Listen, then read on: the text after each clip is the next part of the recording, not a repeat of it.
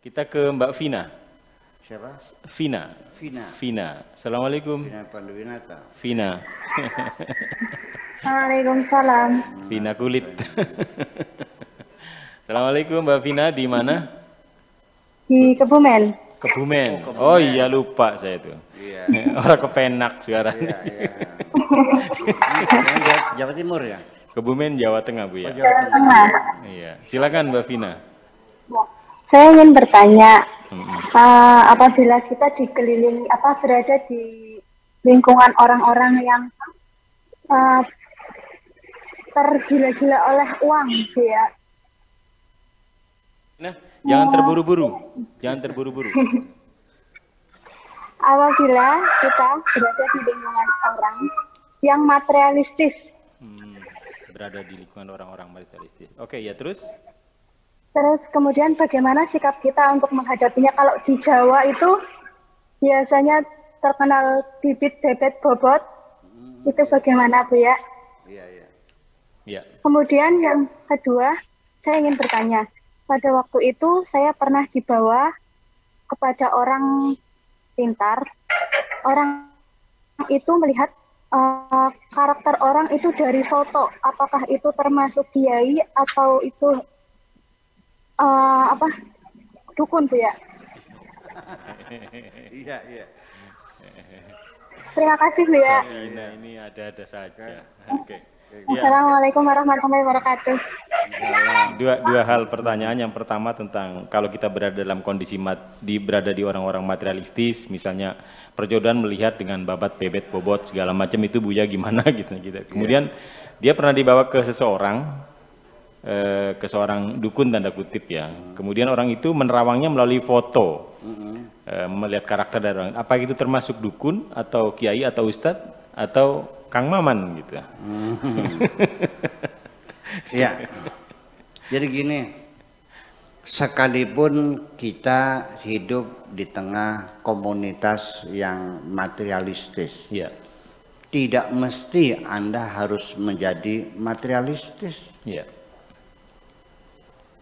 Ketika kita hidup di tengah-tengah orang yang jahat, tidak mesti kita harus jadi jahat. Ya. Ikan di laut rasanya asin nggak? Tidak. Mereka hidupnya di tengah-tengah air asin nggak? Ya. Kok bisa? Kenapa Anda nggak bisa? Itu aja persoalannya. Ya, tetapi ya jelas pasti dengan perjuangan yang panjang ya.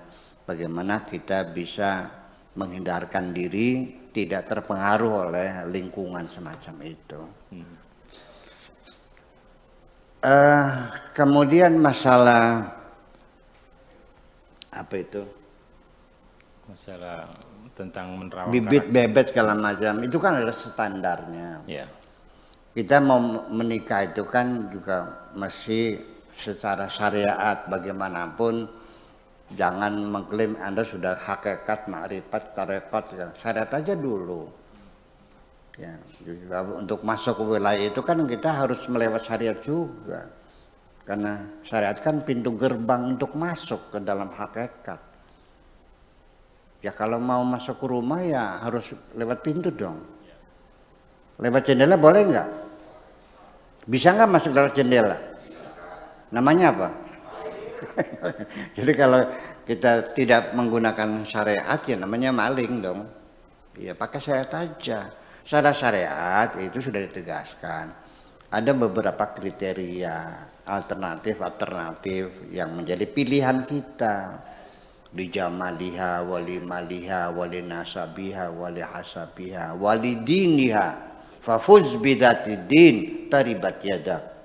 Karena cantiknya, karena kayanya, karena jabatannya, karena keturunannya, karena agamanya, pilihlah yang beragama, hidupmu akan tenang. Taribat itu selakap, yadaka kedua tanganmu.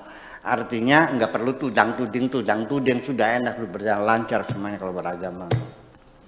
Iya, Anda pergi nggak usah digembok semua pintunya, nggak bakal memasukkan laki lain kok. Iya, kalau beragama, makanya ada gitu. Jadi artinya ya Dimana ketika yang diprioritaskan itu agamanya ya benar. Kalau yang diprioritaskan itu hartanya, yaitu namanya materialistis. Kalau yang diprioritaskan itu ada lagi turunan. Ini ada orang salah paham ya. Turunan itu turunan kiai yang terhanya bangsawan. Turunan itu bukan turunan kebangsawanan, bukan. Keturunan itu kesehatan yang tidak membawa turunan penyakit. Iya. Orang tuanya banyak yang sakit jiwa. Nurun tuh. Ya udah, Anda hindari jasa. Ini ibunya gila, kayak neneknya gila, jujurnya gila. Ya udah, Anda silakan, kalau mau silakan aja, siap-siap. Bapaknya pakai kacamata, ibunya pakai kacamata, anak-anaknya pakai helm. Iya, diabetes kan gitu, menurun. Itu maksudnya ya. Nih, bapaknya kanker, pamannya kanker, kakeknya kanker semuanya. Ya siap-siap aja. Jadi bukan anaknya kiai, bapak tuanya kiai, bukan itu turunan itu. Ini koreksi saya. Mohon Anda renungnya aja dulu ya kan begitu, itu benar. Jadi bobot bibit ya betul menjadi pertimbangan-pertimbangan. Artinya berdasarkan skala prioritas mana yang diutamakan dulu.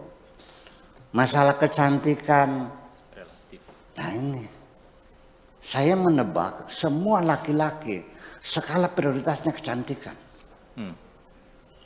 Bagian nguyune bareng ngadega. biar kencing yang berdiri juga nggak ada masalah, yang penting cantik lah. Iya kan, sekalipun tidak berpendidikan, uneducated, buta huruf nggak ada masalah, gampang diajarin dah, yang penting cantik. Kalau bodoh kan bisa diajarin, kalau jelek kan nggak bisa dibikin cantik tuh. Jujur, iya kan semacam itu. Kenapa? Daya tariknya luar biasa, kecantikan tuh luar biasa. Kalau agama mah tidak menarik kok. Iya, perempuannya jelek, sholatnya rajin, puasa. Seneng nggak kamu? Ada seneng melihat sholatnya orang? Enggak kan? Itu jujur. Nah ini persoalannya. Oke, jadi itu. Kemudian ketika dukun melihat foto lalu menebak kepribadiannya, wataknya, hobinya, itu mah bukan kiai, bukan dukun, itu mah psikolog aja, kajian-kajian psikologi. Karena bagaimanapun juga bentuk, rupa dan makna, gambar dan arti itu saling berkaitan. Orang yang bibirnya tebal dan doer, sengklek gitu bibirnya, itu tukang rerasan, tukang mengupat orang. Kalau orang bibirnya tipis, itu kalau ngomong nyelekit.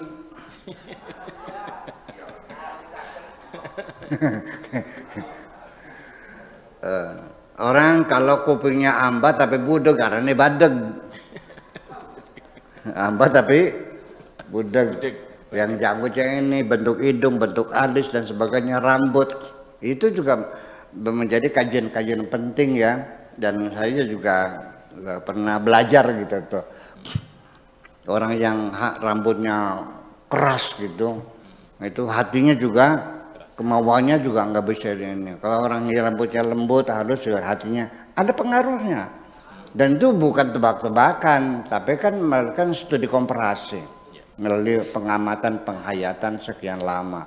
Dan itu pun sifatnya hanya pada umumnya, tidak bisa dipastikan. Dan tetapi karena saya sering apalagi macam itu ya, ketika ada, ini saya tidak mengatakan saya weruh sejeronang winara atau saya tahu latar belakang seseorang, ya enggak juga.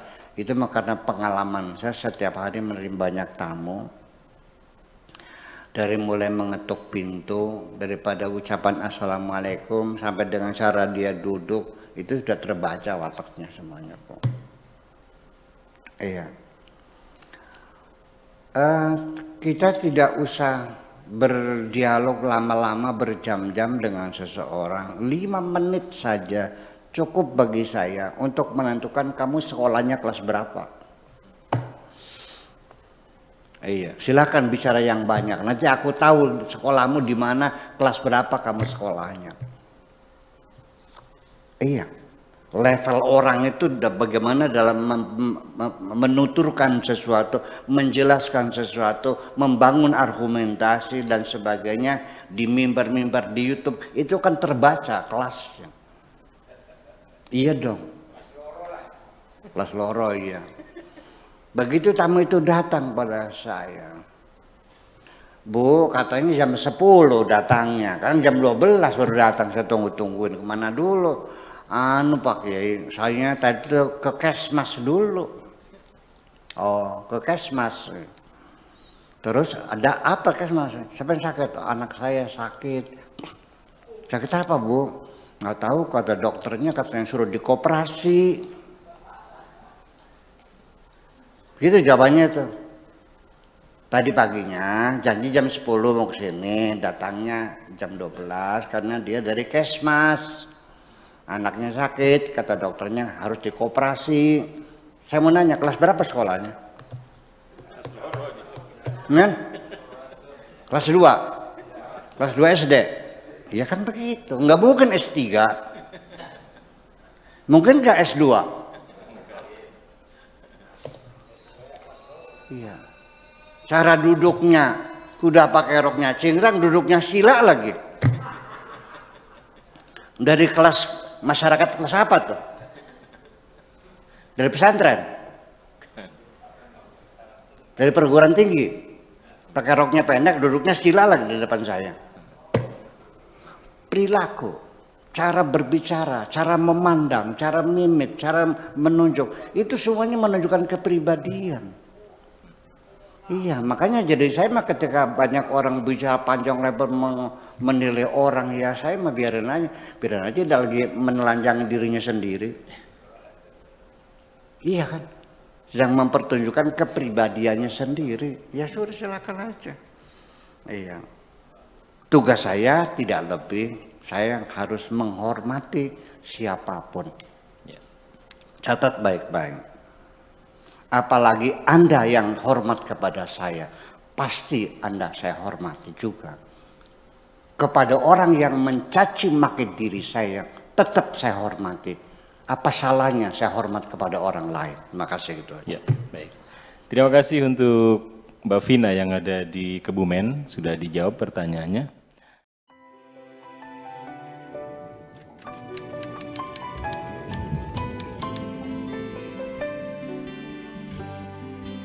Aku hanya ingin berbagi kebahagiaan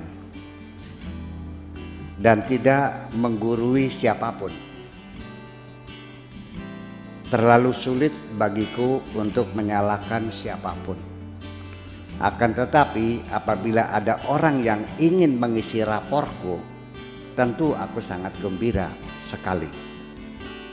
Dan kujamin aku tidak akan sakit hati sedikit.